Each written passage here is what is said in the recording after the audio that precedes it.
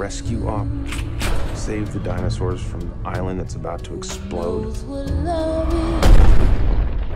What could go wrong?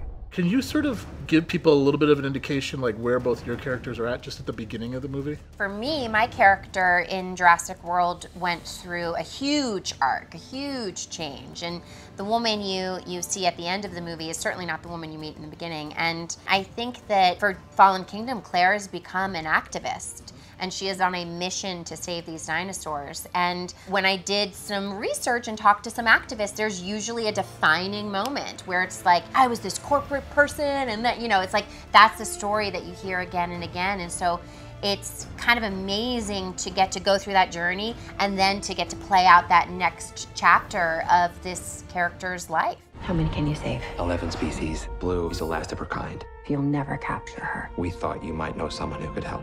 I think Owen he's grown up a little bit. I like to think that the traumatic events of the first film, that actually wasn't the first time he went through a lot of really hardcore stuff.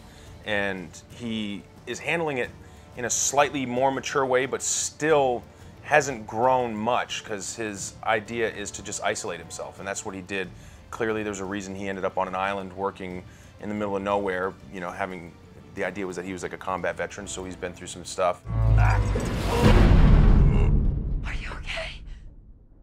I'm okay. It was exciting for me to think that maybe my character could have an arc through the course of this film that didn't necessarily happen in the first film because he was pretty constant in like who he was. I think like he took a little bit of the chip off his shoulder, a little bit of the bravado's away. You see him a touch more vulnerable in terms of his relationship with Claire and how that went down. Remember, you're the one who made me come here.